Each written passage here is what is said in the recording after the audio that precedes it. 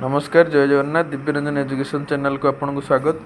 आज पिला माने क्लास 9 रो एनुअल एग्जाम पई हिस्ट्री रो किछि क्वेश्चन आलोचना करिया।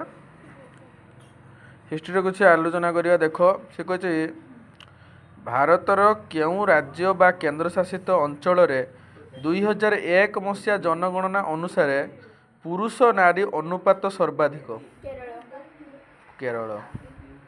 पूर्व प्रशांत महासागर एवं पूर्व भारत महासागर मध्य देखा जाउथिबा परिवर्तनशील चाप को डेस कुआ जाए। एटा पिला माने हबो दक्षिण दोलन डेस को रामसार कन्वेंशन अनुसार एक आंतर्जातिक गुरुत्व बहनकारी आर्द्रभूमि रूपे घोषणा करा जायछि। चिलिका ह्रद केउठारे पृथ्वीर सर्वाधिक वृष्टिपात पंजीकरण करा जायछि। एटा हबो पिला माने माइसुनाराम। पृथ्वीर सर्वाधिक वृष्टिपात जो पंजीकरण करा जायछि केटा माइसुनाराम। केउटी धारणीय विकास रो सूचक अटे।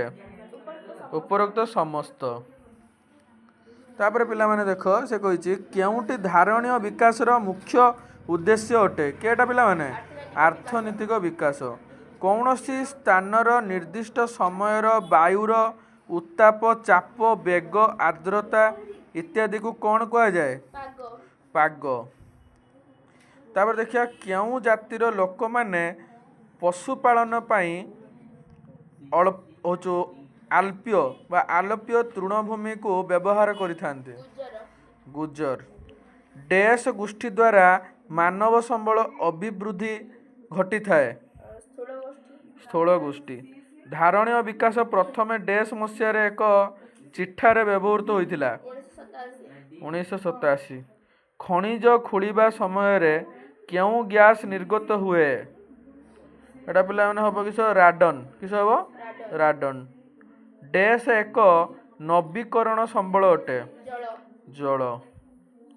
तापर देखिया पिला माने होछु से कहछि एलनिनो अस्थायी भाव रे डेस शीतल स्रोत जागारे प्रवाहित होई थाए। पेरू स्रोत निम्नलिखित केउ जनसंख्या परिवर्तन रो कारण अटे। निम्नलिखित केउटी जनसंख्यार परिवर्तन रो कारण अटे। उपरोक्त समस्त।